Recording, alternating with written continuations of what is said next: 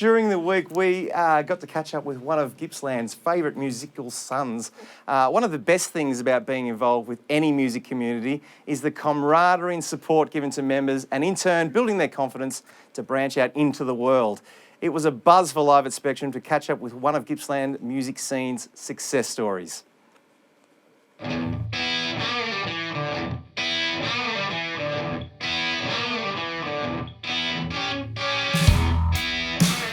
So I might start from the start, the mullet days. So Did I have a mullet? we all did. Yeah, we all did. All the girls always thought my hair was, when it was really long, it looked like I permed it. Well, Dad played in bands, so I was always around that. I think it might have been 9 or 10. But when you learn enough of your dad, you're like, yeah, I'll practice when I want, I'll do it when I want. So it wasn't until, I think I might have got up to bar chords with Dad.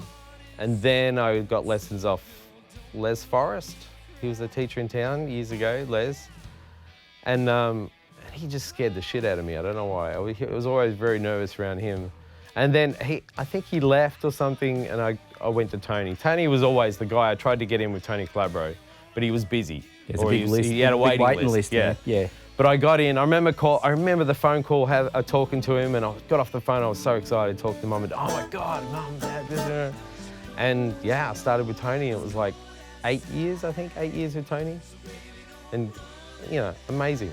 To me, Jack Jones was my legend, my God, because he'd come from here and he'd been through Tony's program and he'd gone on to become this incredible musician.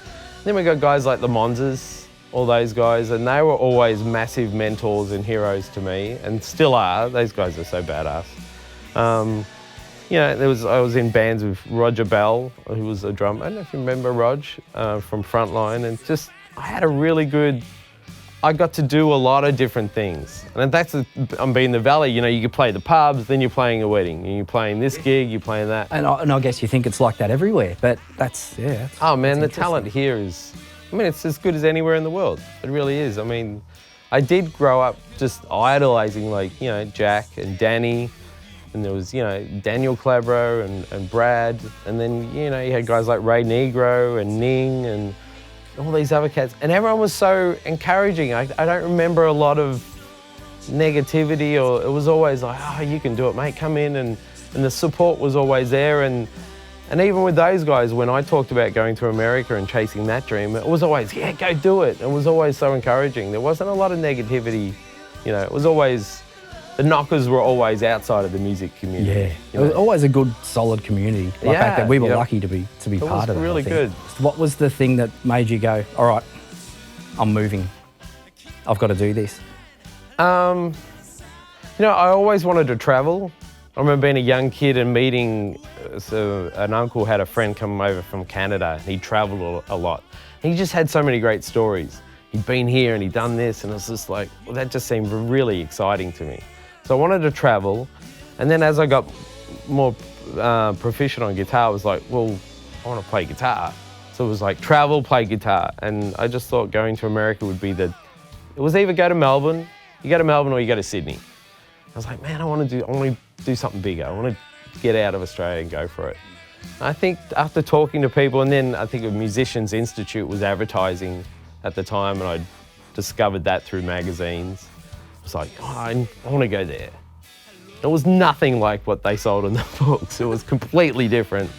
But it got me into America, and it got me there to do that. And then from there, I stumbled my way through the next 10, 15 years and, try to find myself and how to survive over there. One of our crew in our group of guys we hung out with, his roommate worked at Interscope Records, and they just signed these two girls from Russia, Tattoo, and they were looking for some guys to put behind these girls to rock it up, to give it more balls and make it look cooler. So she knew that we had a band and we were playing at the Viper Room, so they sent Interscope Records to come and check us out. So we played, and they chose, the keyboard player was the MD, my good friend Sven, he was the MD, and they chose me, him, and the drummer at the time. And that was it. We were in Tattoo, and they had a #1 selling hit in the world. And next minute, we're at SIR studios rehearsing, and it's all happening. It just takes off. Which one did you play on? Which show? We did Jay Leno. Leno. The Jay Leno show. Yeah. And that was weird for me because for 10 years I lived with 2 other mates in an apartment just down the road. And we would that was our nightly ritual, was sitting around TV watching Jay Leno. And then circumstances, and we get a gig and playing with Tattoo, and then we're on the Jay Leno show, and we're just like, wow, we're sitting behind the desk and warm up and just like interviewing each other and being stupid. And then we did that show, and back then the girls from Tattoo, the whole lesbian, it was all BS, but that was their shtick. But the producers of the show, Jay Leno, were like, don't kiss. So it's, you tell the girls don't kiss, they're gonna kiss, they're gonna do the kiss. Anyway, so they do the kiss live when we're recording it. Well, who do they go to for like 30 seconds or something? The guitarist. They go to me, and they stuck on me for like, because they're kissing and they don't want that. So they're staring at me the whole 20, I think it was like 23 seconds, which is a long time in a song just to stare at a stupid guitarist. So we did that, and then because they didn't show the kiss, Jimmy Kimmel called us up the next day and said, we want you on the show so we can get the kiss. So he gets them on the show, but he made a mistake and got them on the couch, and because the girls' English wasn't that great, he made a lot of jokes that just went over their heads because they couldn't keep up.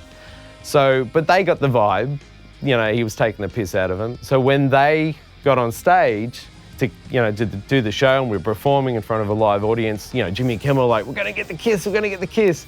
And the girls leaned in, and then they pulled away, and they're like, you're not getting the kiss. So they were so mad too. So the girls were just pissing everyone off. That was the dream, to go to America and tour the world playing guitar. And that was probably an amazing outfit to do it. It was nuts and completely unorganized, and not maybe the music I'd necessarily want to play, but we went everywhere, and it was just pandemonium everywhere we went. Yeah, because it was massive. It was huge. For 2 weeks, we were #1 selling band in the world. Yeah. And I was still living in a shitty 3-bedroom apartment with 2 other smelly guys. So it was nuts. But I remember calling Mum and saying, Mum, I'm in the #1 selling band in the world. Can I borrow $400? I was still broke. It didn't change my life much at all because we were just side guys, but it was a hell of a ride. I mean, we went to all over the world, all over Asia and Latin America. We went to Kazakhstan and toured there, landed on a grass field with a propeller plane and played in the middle of, it was called Jazkakano, if I remember, middle of nowhere. And we played to over 150,000 people. I'm on stage, I'm like, it just keeps going. And they're like, yeah, 150,000, like all the villages from everywhere, because they don't have concerts like that, just came out. That's surreal. It was nuts. And what about the old guitar wank? You got to fill us in. Guitar wank, that was funny. Well, having the background I did with Tony Calabro, and Tony making sure all these great guitarists, he introduced me to Bruce Foreman many years ago, and out of all the guitarists he showed me, Herb Ellis, Joe Passanant, Bruce Foreman I gravitated towards, because he was like a Charlie Parker on guitar. He just would shred, and he had this energy, and it's like, man, I really like this guy's playing. Well, fast forward 20 years, and through Tanya Doko out of Bachelor Girl, she's like, you got to come and see my Aussie friend Danielle DeAndrea sing. And Danielle used to be Danielle Gahar, I think, here in Australia. And she used to be a backup singer to John Farnham and have her career as well. So I went to her gig, and I'm watching the band. I'm thinking, wow, the guitarist is really good. And then she introduces the band, and it's Bruce Foreman. And I'm like, oh my God. Of course, I go up and introduce myself. And then I started following him around, went to another one of his gigs, and we just become mates. And he's kind of the last of, he feels to me like one of the last of the original jazz guys. He grew up, in that world where he wasn't going to school, he was out playing gigs with these legends, And became mates, and he invited me to go to breakfast one morning with one of his other mates, who was Scott Henderson, the blues fusion god. And I'd had lessons at Musicians Institute years and years ago with Scott.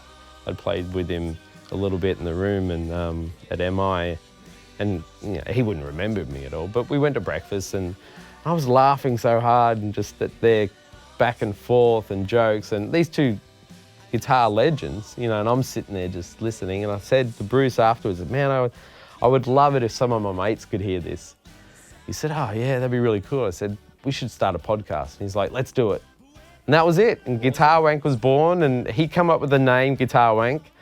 And then we had the logo, which is, one of his mates works on The Simpsons, which I grew up with, you know, like The Simpsons. I love The Simpsons. And so he designed the logo. And if you look at the logo, you can see someone from The Simpsons designed it. So that was amazing. And next week we've got a podcast. And now we come out every Monday most of the time. And we've got, I think, like 80,000, 100,000 listeners worldwide. It's nuts. It's been awesome, man. Man, awesome, mate. Thank you. Thank you. Thank you. Where's my beer? Don't you say no. Hello.